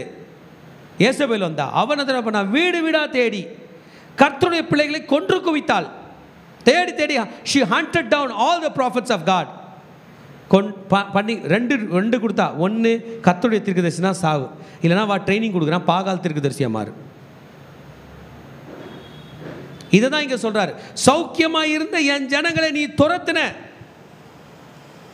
அவருடைய குழந்தைகளுக்கு இருந்த என் அலங்காரத்தை என்றென்றைக்கு இல்லாதபடிக்கு பறித்து கொண்டீர்கள். நம்ம குழந்தைங்க ஆபத்தில் யார் அங்கே கூப்பிடும்? நீங்கள் என்ன சொல்லி கொடுத்துருக்கீங்க? ஆபத்தில் யாரை கூப்பிடணும் சொல்லுமா? அப்பா அப்படின்னு கூப்பிட சொன்னீங்களா? இயேசுன்னு கூப்பிட சொன்னீங்களா? சொல்லுங்கள் ப்ளீஸ், எனக்காக பேசுங்களேன். ஏசப்பா. ஆனால் இஸ்ரவேலோட குழந்தைங்க பாகால்னு கூப்பிட்டுருச்சே. எவ்வளோ கொடுமை இல்லை? என் பிள்ளைகள் என்னை கூப்பிடுவது எனக்கு அலங்காரம் என்று கர்த்தர் சொன்னார். சிறு பிள்ளைகள் இடத்துல வர இடம் கொடுங்கள் அப்படின்னா, ஒரு 100 பெரியவங்க இருக்கிறதுல போய் ஒரு அல்லேலியா சொல்லுப்பா, ஒருத்தர் சொல்ல மாட்டாங்க. நீங்கள் ஸ்கிரிப்சர் கிளாஸ் போயிருக்கீங்க, குழந்தைங்கள பார்த்து அல்லேலியா சொன்னால் அப்படி கத்துது. அதனால தான் பாலருடைய வாயில் வருகிற துதி அவருக்கு அலங்காரமாக இருக்குது. என்கிட்ட நிறைய பேர் கேட்டாங்க, சார் விபிஎஸ்லாம் எப்பயோ முடிச்சிட்டாங்க சார், எல்லா சர்ச்சிலும் நீங்கள் இன்னும் நடத்தினுக்கிறீங்களே. எத்தனை இடத்துல நடத்தினோமா? நம்ம 9 இடமா? 8 இடம். 9வது இடம் என்னால் நடத்த முடியல, எனக்கு பலன் இல்லை. வாய்ப்பு கொடுத்தாருனா இந்த வாரம் இந்த வாரம் தான் பிரேக் ஸ்டார்ட் ஆகிருக்குது, அடுத்த வாரம் கூட திரும்பி நடத்துவேன். பாலகர் வாயிலே அவருடைய துதி வருவது அது அவருக்கு அலங்காரம். ஹல்லேலூயா. நீ துரத்த, நீ என் ஜனத்தை துரத்தின, என் தீர்க்கதரிசிகளை கொன்ற, அதனால் எழுந்து போயிடுனா உன்னோட வீடு இது இல்லை. You leave the country, you leave the state, you leave my land. துஷ்டர்களை பார்த்து ஆண்டவர் என்ன சொல்லுவார்னு நினைக்கிறீங்க? நான் வாழ்ந்த ஊர் இங்கே தான், நான் கத்தி தூக்கிட்டு வந்தேன், இதுதான் என் ஊருன்னு சொன்னான்னா கூட உயிர் போகும்போது என்ன நடக்கும்னு நினைக்கிறீங்க? கெட் அவுட் சொல்லுவாரா சொல்ல மாட்டார் ஆண்டவர்? Get out of this land சொல்லுவாரா சொல்ல மாட்டார்? பூமி கர்த்தருடையது, பூமி அதனுடைய நிறைவும் அவருடையது சொல்லுவாரா சொல்ல மாட்டாரா? இன்றைக்கு கிருபையாய் நமக்கு ஆயுசு நாட்களை கூட்டி கொடுத்திருக்கிறார் திருச்சபையே. ஒன்ஸ் இந்த பூமியை விட்டு வெளியே போனோம்னா 2 இடம் தான். ஒன்று நம்முடைய உயிர் என்கிற ஏரோப்ளைனில் எகிரி பறந்து நரகத்தில் விழும், இல்லை என்றால் எகிரி பறந்து பரதீசுக்கு போகும். கெட் அவுட் தான், வெளியே போ. நம்ம இந்த பூமி நம்ம நிரந்தரம் நினச்சிருக்கோம்ல, எனக்கு பவர் இருக்குது, இன்ஃப்ளூயன்ஸ் இருக்குது, நான் தான் தலைவர், நான் தான் பெரிய ஆள், நான் சொன்னால் எங்கள் ஊரே கேட்கும். பிரதர் உங்களை வெளியே போகணும் அவர் சொன்னார்னா இந்த உலகம் கேட்காது, உங்களை தூக்கி வெளியே போட்டுரும். எத்தனை பேர் அப்படி பூமியை விட்டு வெளியே போயிருக்காங்க? Amen. This is not your place, you need to leave சொன்னார். எழுந்திருந்து போங்கள், get out and go. திருச்சபையே, தேவனுடைய பிள்ளைகளே, அன்றைக்கு புறப்பட்டு போன அந்த 10 கோத்திரத்து இஸ்ரவேலர்கள் போற வழியில் படம் வரைஞ்சி போயிருக்காங்க. அந்த படம் கட்சிருக்கு அவங்க எப்படி நாடு கடத்தப்பட்டார்கள் என்று. கையை காலெல்லாம் கட்டி கிலோமீட்டர் தூரமாக எங்கே போகிறோன்னு தெரியாமல் கூட்டு போயிட்டான். அவன் தான். இவங்க ஊருக்கு பேரே மாறிடுச்சு. இப்போ இந்த ஊர் பேர் இஸ்ரேல் கிடையாதுங்க, அசீரியா. நியூ அசீரியா. நம்ம நிறைய பேர் நியூன்னு போட்டு வருது தானே. முதல்ல பழைய கடை இருக்கும், இப்போ என்ன போடுவாங்க? ஒரு நியூ போட்டு புதுசு வந்துருப்பாங்க, பார்த்துக்கிறீங்களா? நியூ அசீரியா. எது அது? இஸ்ரேல். நம்ம கூட கர்த்தரை விடக்கூடாது. திருச்சபையை முடிச்சுட்டாருங்க. 12th 13th கோர்ஸ் மாறுது. ஒரு ஹோப் கொடுக்குறார். a promise of restoration. அது ராஜா கையிலேருந்து தான் ரெஸ்டோரேஷன் வருதான். அந்த ராஜா வேறு யாரும் இல்லைங்க, இது தீர்க்க தரிசனம். இது உலகத்தின் ராஜா, நம்ம அனைவருடைய ராஜா. நித்திய ராஜா, நிரந்தர ராஜா, 1000 வருடத்தை அரசாட்சி செய்ய போகிற ராஜா, மனிதர்களால் தேர்ந்து செய்யப்பட்ட ராஜா அல்ல, தேவனால் தேர்வு செய்யப்பட்ட ராஜா, தன்னை தானே அபிஷேகத்துக் கொள்ளுகிற ராஜா அல்ல, தேவனால் அபிஷேகம் பண்ணப்பட்ட ராஜாவினால் தான் ஹோப் இருக்கிறது என்பதை சொல்லி மீகா தீர்க்கதரிசி முடிக்கிறார். எப்பிராத்தா எனப்பட்ட பெத்லகேமே அப்படின்னு பெத்லகேமுக்கு ஹோப் கொடுத்த தீர்க்கதரிசி, இரட்சகர் தோன்றுவார், அவர்தான் கட்டுக்களை அறுப்பார் என்று சொல்லி தடைகளை நீக்கி போடுகிறவர் வருவார், அவர்கள் தடைகளை நீக்கி அவர் தடைகளை நீக்கி வாசலால் உட்பிரவேசித்து கடந்து போவார்கள், அவர்கள் ராஜா அவர்களுக்கு முன்பாக போவார், கர்த்தர்கள் முன்னிலையில் நடந்து போவார் என்று மேசியாவை பற்றி சொல்லி முடிக்கிறார். இந்த டைம் லைன் நீங்கள் கன்ஃபியூஸ் ஆகிக்கக்கூடாது. ஏறக்குறைய ஒரு 700 வருஷத்து கதையை வச்சுக்கிட்டு இவர் டீல் பண்ணுறார். அப்போ நடந்ததில்லை, இன்றைக்கி நடந்ததுக்கு ஆண்டவர் பேசலை. எரோபயாம் காலத்தில் பிரிஞ்சு எரோபயாமம் பிரிஞ்ச காலத்துலேருந்து பண்ண தப்பு அதை பற்றி பேசிட்டு, அசீரியர்கள் வராங்க நீ வெளியே போனோன்னு சொல்லிவிட்டு அப்படியே கிடக்குன்னு வந்து நம்மளெல்லாம் தாண்டி போய் மேசியா வரப்போகிறாருன்னு சொல்லி முடிகிறார். ஆக இது எரோபயாம் காலத்தில் ஆரம்பித்து ரெகோபயாம் காலத்தில் ஆரம்பித்து எது வரைக்கும் போகுது, மேசியா வந்து காப்பாற்ற போகிறார். அது வரைக்கும் ஜீசஸ்க்கு மட்டும் தான் தெரியும்னு நினைக்கிறேன். அந்த 10 கோத்திரம் எங்கெல்லாம் செதறி இருக்கிறாங்களோ அவங்கள கூட்டி சேர்க்கக்கூடிய வல்லமை கிறிஸ்துக்கு தான் இருக்குது. தெரியாது, அந்த 10 கோத்திரத்தில் யாராவது நீங்கள் கூட மிக்ஸாக வந்திருக்கலாம், தெரில. ரூபன் கோத்திரத்தில் வந்திருக்கலாம், தான் கோத்திரத்தில் வந்திருக்கலாம். வாய்ப்புகள் ரொம்ப குறைவு தான். மேசியா தான் வந்து கண்டுபிடிப்பார். இப்போ நிறைய டெக்னிக்லாம் வந்துருச்சு, டிஎன்ஏ டெக்னிக்கில் கண்டுபிடிக்கிறாங்க, ஜெனட்டிக் மெட்டீரியல் வச்சு யார் யார் எந்தெந்த கோத்திரத்தில் வந்திருக்காங்கன்னு. தேவைன்னா போய் இஸ்ரேலில் உங்கள் பிளட் சாம்பிள் கொடுத்துடுவாங்க, சார் நான் இந்த 10 கோத்திரத்தில் எதெல்லாம் இருக்கேனா அப்படின்னு பாருங்கள் அப்படின்ட்டு கண்டுபிடிச்சா நீங்கள் இஸ்ரேலுக்கு போயிடலாம். வாய்ப்புகள் ரொம்ப கம்மி. நம்ம நாட்டில் கூட கேரளா பார்டரில் இருந்திருக்காங்க, நார்த் இந்தியாவில் இருந்திருக்காங்க, கால்கட்டாவில் இருந்திருக்காங்க, கோவாவில் இருந்திருக்காங்க. அவங்களாம் போய் டெஸ்ட்டு கொடுத்ததுமே ப்ரூவ் ஆயிடுச்சு. சிதறி போன 10 கோத்திரத்தார் எங்கே ஓடியான்ட்டுக்கிறாங்க, இஸ்ரேலேருந்து கடல் மார்க்கமாக கோவாக்கெலாம் வந்துட்டுக்கிறாங்க. அந்த அளவுக்கு அசிரியர் துரத்தியிருக்கானா. அந்த சாத்தானுடைய துரத்துதல் என்பது என்னன்னு பார்க்கணும். சாத்தான் ஜனங்களை துரத்தி ரயில்வே ட்ராக்கில் விட்டுடுதுங்க, செத்துடுறாங்க. சாத்தான் ஜனங்களை துரத்தி தூக்கு மாட்டிக்கிட்டு சாக வச்சிருது. சாத்தான் ஜனங்களை துரத்தி ஒருத்தர் கொலை செய்ய வச்சிருதுங்க. எல்லாம் சாத்தான். உலகத்தின் பின்னால் நாம் போகக்கூடாது. திருச்சபை தன்னுடைய கனமான ஊழியத்துக்கு, தன்னுடைய கனமான ஆலயத்துக்கு இன்றைக்கு அமர செய்திருக்கிறார். இது நம்ம டைம் வேஸ்ட் பண்ணல, time gained, time utilised properly. வாங்க நம்ம எழுந்து நின்று ஆண்டவருக்கு ஆராதனை செய்வோம். எத்தனை பேர் இன்றைக்கி கர்த்தரை ஆராதனை செய்ய போகிறீங்க? நம்மள ஆண்டவருக்கு பிரியமில்லாத பாவங்கள் இருந்து ஆண்டவருக்கு ஒப்பு கொடுக்கலாம். It is a daily process. நம்ம எப்படி டெய்லி குளிக்கிறோமோ அந்த மாதிரி டெய்லி ஆண்டவர்களை பாவம் மன்னிப்பு கோர வேண்டும். நம் பாவங்களை மன்னிப்பு கேட்கணும்.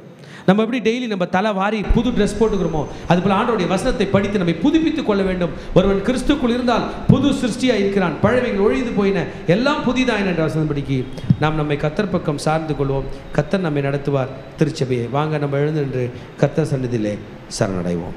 ஷாலோம்.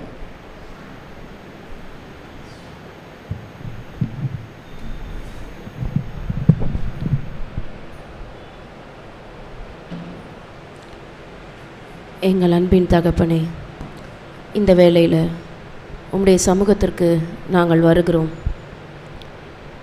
தேவனாகிய கர்த்தர் இந்த மீகா 2ஆம் அதிகாரத்தின் மூலமாக எங்களோடு கூட நீர் பேசின வார்த்தைகளுக்காக உமக்கு நன்றி சொல்லுகிறோம் ஆண்டவரே. Dear children of God, you are free to choose, but you are not free from the consequences of your choice. உங்களுடைய முடிவுகளை எடுப்பதற்கு நீங்கள் விருப்பப்படி எடுக்கலாம், உங்கள் இஷ்டப்படி உங்களுடைய முடிவுகளை எடுக்கலாம். ஆனாலும் நீங்கள் எடுத்த அந்த முடிவுகளின் விளைவுகளிலிருந்து நாம் தப்பிக்க முடியாது. இப்பொழுதும் ஆண்டவருடைய கரங்களில் நம்மை ஒப்பு கொடுக்கலாம். நம்முடைய டிசிஷன் மேக்கிங்கை, நம்முடைய முடிவு எடுக்கிற திறன்களை கர்த்தருடைய கரங்களில் ஒப்பு கொடுக்கலாம். நம்முடைய தேவனாகிய கர்த்தர் இந்த வேளையில் நம்மை பலப்படுத்துவாராக. பயப்படாதே, மகிழ்ந்து களி கூறு, தேசமே பயப்படாதே, மகிழ்ந்து களி கூறு, கர்த்தர் உன் நடுவில் பெரிய காரியம் செய்திடுவார். சேனையின் கர்த்தர் உன் நடுவில் பெரிய காரியம் செய்திடுவார். கசந்த மாறா மதுரமாகும் கொடிய யோர்தான் அகன்றிடும். கசந்த மாறா மதுரமாகும் கொடிய யோர்தான் அகன்றிடும். நித்தமும் உன்னை நல்வழி நடத்தி ஆத்துமாவை தினம் தேற்றிடுவான். நித்தமும் உன்னை நல்வழி நடத்தி ஆத்துமாவை தினம் தேற்றிடுவான். தேசமே பயப்படாதே, மகிழ்ந்து களி கூறு. மீகா 2ஆம் அதிகாரம் 4ஆம் வசனம் சொல்லுகிறது, அந்நாளில் உங்கள் பேரில் ஒப்பு சொல்லி நாம் முற்றிலும் பாழானோம். நமது ஜனத்தின் சுதந்திரத்தை மாற்றி போட்டார். எண்ணமாய் அதை என்னை விட்டு நீக்கி போட்டார். நமது வயல்களை பிடுங்கி பகிர்ந்து கொடுத்தாரே என்று துயரமான புலம்பலாய் புலம்புவார்கள். ஆம் தெய்வச்சனமே, இஸ்ரவேல் மக்கள் தன்னுடைய தேவனை விட்டு அவர்கள் பாகால் பின்னாடி போனதுனால அவங்களுக்கு சாய்ஸ் இருந்தது. அவங்க ஆண்டவரை செலக்ட் பண்ணுமா இல்லை பாகாலை செலக்ட் பண்ணுமா? அவங்க பாகாலை பின்னாடி அவங்க போனது நிமித்தம் அதற்குரிய பின் விளைவுகளை அவர்கள் சந்திக்க நேர்ந்தது. இந்த நேரத்தில் அவர்களுடைய சுதந்திரத்தை அவர்கள் இழந்து போனார்கள். ஆனாலும் நம்முடைய தேவனாகிய கர்த்தர் இரக்கமுள்ளவராக இருக்கிறார். அந்த சுதந்திரத்திற்காக அவர்கள் புலம்புகிறார்கள். அந்த சுதந்திரத்தை தேவன் மாற்றி போட்டார் என்பதற்காக மறுபடியும் தேவனிடத்தில் அவர்கள் கேட்டார்கள். ஒருவேளை நாமும் நம்முடைய வாழ்க்கையில் தேவனிடத்திலிருந்து நம்ம தூரமாக போய்விட்டோமானால் இப்போ இந்த நேரத்தில் நம்முடைய ஆண்டவரை நோக்கி நம்ம பார்ப்போம். ஒருவேளை நம்ம தவறுகள் செய்திருந்தாலும் இன்றைக்கு மனம் திரும்பி ஆண்டவரிடத்தில் நம்ம புலம்புவோம். வேறு உலகத்தாரிடத்துலையோ மற்ற நபர்களிடத்துலையோ போய் நம்முடைய சூழ்நிலைகளை சொல்கிறதுனால நமக்கு எந்த தீர்வும் நமக்கு வரப்போகிறது இல்லை. நம்ம ஆண்டவரிடத்தில் புலம்புவோம். ஆண்டவரே, என்னுடைய சுதந்திரத்தை மறுபடியுமாக நீர் மீட்டு கொடுப்பீராக. ஒருவேளை உங்களுக்கு ஆண்டவர் நிலங்களை கொடுத்திருந்தால் இல்லை ஆஸ்திகளை கொடுத்திருந்தால், ஒருவேளை அந்த ஆஸ்திகள் உங்கள் கையை விட்டு போனாலும் இப்போ நம்ம ஆண்டவரிடத்தில் கேட்கலாமா? ஒருவேளை அந்த ஆசீர்வாதங்கள் உங்களை விட்டு போனாலும் இப்போ ஆண்டவரிடத்தில் நம்ம அழுகலாம், ஆண்டவரிடத்தில் நம்ம புலம்பலாம். ஆண்டவரே, நான் செய்த தவறு நிமித்தம் அந்த காரியங்களை நான் இழந்து போனேன். ஆனால் இதோ அப்பா, மறுபடியும் உம்முடைய சமூகத்தில் நாங்கள் வந்திருக்கிறோம். மறுபடியும் உம்மிடத்தில் நாங்கள் கேட்க இருக்கிறோம். நாங்கள் இழந்து போனதை மறுபடியுமாக தேவனாகிய கர்த்தர் எங்களிடத்தில் நீர் கொடுப்பீராக. அப்போ நாங்கள் துன்பத்தை கண்ட நாட்களுக்கு ஈடாக எங்களை மகிழச் செய்கிற தேவன் ஆண்டவரே, நீர் எங்களோடு கூட இருக்கிறீரப்பா. இதோ சத்தத்தை உயர்த்தி தேவச்சனமே ஆண்டவரிடத்தில் நம்ம ஜெபிக்கலாமா? ஆண்டவரே, நான் இழந்து போனதை மறுபடியும் எனக்கு நீங்க கொடுங்கப்பா. இழந்து போன காரியங்களை, இழந்து போன ஆவிக்குரிய ஆசீர்வாதங்களை, இழந்து போன ஆசீர்வாதங்களை மறுபடியுமாக எனக்கு திறந்து கொடுப்பீராக. அப்பா, உம்மால கூடும். உம்மை நோக்கி நாங்கள் பார்க்கிறோம் ஆண்டவரே, உம்மை நோக்கி பார்க்கிறோம். என்னுடைய சத்தத்தை உயர்த்துகிறோம்.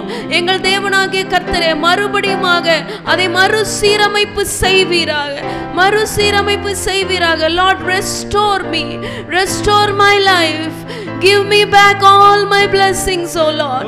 இன்றைக்கு இஸ்ரவேலே, ஆவிக்குரிய இஸ்ரவேலனே, ஆண்டவரை நோக்கி நம்முடைய சத்தத்தை உயர்த்தலாம். ரிபலதியா ஷபரபலதியா கரபலபதரபலபா, ஓ ரிபலதியா கரபலபதரபலதியா ஷபரபலபா. ஓ ஆண்டவரே, உம்மை நோக்கி நாங்கள் பார்க்கிறோம் அப்பா. உம்மை நோக்கி எங்கள் சத்தத்தை உயர்த்துகிறோம் அப்பா. உம்மை நோக்கி எங்கள் சத்தத்தை உயர்த்துகிறோம். எங்கள் சுதந்திரத்தை மறுபடியும் கொடுப்பீராக. என்னுடைய சுதந்திரத்தை மறுபடியும் கொடுப்பீராக அப்பா. எங்கள் சுதந்திரத்தை மறுபடியும் கொடுப்பீராக. பலத்தினாலும் அல்லவே, பராக்கிரமும் அல்லவே, பலத்தினாலும் அல்லவே, பராக்கிரமும் அல்லவே. ஆவினாலே ஆவினாலே ஆகும் என்று ஆண்டவர் வாக்கு அருளினாரே. ஆவினாலே ஆகும் என்று ஆண்டவர் வாக்கு அருளினாரே. ஆவினாலே ஆவினாலே ஆகும் என்று ஆண்டவர் வாக்கு அருளினாரே. ஆம் தகப்பனே, எங்கள் பலத்தினால் அல்ல, எங்கள் பராக்கிரமத்தினால் அல்ல, நாங்கள் இழந்து போனதை மறுபடியும் உம்முடைய ஆவியினால் நாங்கள் பெற்றுக்கொள்வோம் என்று நாங்கள் விசுவாசிக்கிறோம் அப்பா. இந்த 2ஆம் அதிகாரத்தில் 13ஆம் வசனம் சொல்லுகிறது, தடைகளை நீக்கி போடுகிறவர் அவர்களுக்கு முன்பாக நடந்து போகிறார். அவர்கள் தடைகளை நீக்கி வாசலால் உட்பிரவேசித்து கடந்து போவார்கள். அவர்கள் ராஜா அவர்களுக்கு முன்பாக கடந்து போவார். கர்த்தர் அவர்கள் முன்னிலையில் நடந்து போவார். ஆண்டவரே, உம்மை நாங்கள் விசுவாசிக்கிறோம். எங்கள் வாழ்க்கையில எங்களுக்கு முன்பாக இருக்கிற தடைகளை எங்கள் தலகர்த்தனாகிய கர்த்தர் நீங்க முன் சென்று நீங்க நீக்கி போட்டு அப்பா, அந்த பாதையில நீங்க முதலாவது உட்பிரவேசித்து எங்களுக்கென்று புதிய வழிகளை புதிய வாசல்களை திறக்கிற எங்கள் தேவனாகிய கர்த்தர் நீர் எங்களோடு கூட இருக்கிறீர் அப்பா. உள்ளத்தின் ஆழத்திலிருந்து உமக்கு நன்றிகளை ஏறெடுக்கிறோம். கிறிஸ்து இயேசுவே, உம்மை நோக்கி நாங்கள் பார்க்கிறோம். எங்கள் தேவனாகிய கர்த்தர் நீர் இருப்பதனால நாங்கள் பயப்பட மாட்டோம். தேசமே, நீ பயப்படாதே, நீ மகிழ்ந்து களி கூறு. சேனையின் கர்த்தர் உன் நடுவிலே பெரிய காரியம் நிச்சயமாக செய்வார். சேனையின் கர்த்தர் உன் நடுவில் பெரிய காரியம் செய்திடுவார். சேனையின் கர்த்தர் உன் நடுவில் பெரிய காரியம் செய்திடுவார். நம்முடைய தேவனாகிய கர்த்தரை உறுதியாக பற்றி கொண்ட மனதை உடையவன் உம்மையே நம்பி இருக்கிறபடியால் நீர் அவனை பூரண சமாதானத்துடன் காத்துக்கொள்வேன் என்று சொன்ன தேவனே, இதோ உம்மை நாங்கள் உறுதியாக பற்றி கொள்வோம். உம்முடைய பாதைகளில் நாங்கள் நடப்போம். எங்கள் தேவனாகிய கர்த்தர் நீர் எங்களுக்கு முன்பாக சென்று கோணலான பாதைகளை செவ்வையாக்கி நாங்கள் இழந்த காரியங்களை இழந்த ஆசீர்வாதங்களை நீர் மறுபடியும் எங்களுக்கு கொடுத்ததற்காக உமக்கு நன்றிகளை ஏறெடுக்கிறோம். ஆண்டவரே, உமக்கு கொடான கொடி நன்றிகளை எடுக்கிறோம். இந்த நாளை உம்முடைய கரங்களில் ஒப்புக் கொடுக்கிறோம். தேவனாகிய கர்த்தர் நீர் ஆசீர்வதித்து கொடுப்பீராக. இயேசுவின் ரத்தம் ஜெயம், இயேசுவின் நாமத்தில் பிதாவே, ஆமென். May the good God bless you. Shalom. கடைசி ஆசீர்வாதத்துக்கு நேராக கைகளை விரித்துக் கொள்ளும். ஈவரக்கா அடோனாய் வயீஷ்மரக்கா யா ஏர் அடோனாய் பனவ் அல்லக்கா விஹுனக்கா ஈஷா அடோனாய் பனவ் அல்லக்கா வயசம் லக்கா ஷாலோம் வயசம் லக்கா ஷாலோம். கர்த்தர் உன்னை ஆசீர்வதித்து காக்க கடவர். கர்த்தர் தன் முகத்தின் மேல் பிரகாசிக்க பண்ணி உன்மேல் கிருபையா இருக்க கடவர். கர்த்தர் தன் முகத்தை உன்மேல் பிரசன்னமாக்கி உனக்கு சமாதானம் கட்டளையிட கடவர். ஹல்லேலூயா, ஹல்லேலூயா, ஹல்லேலூயா.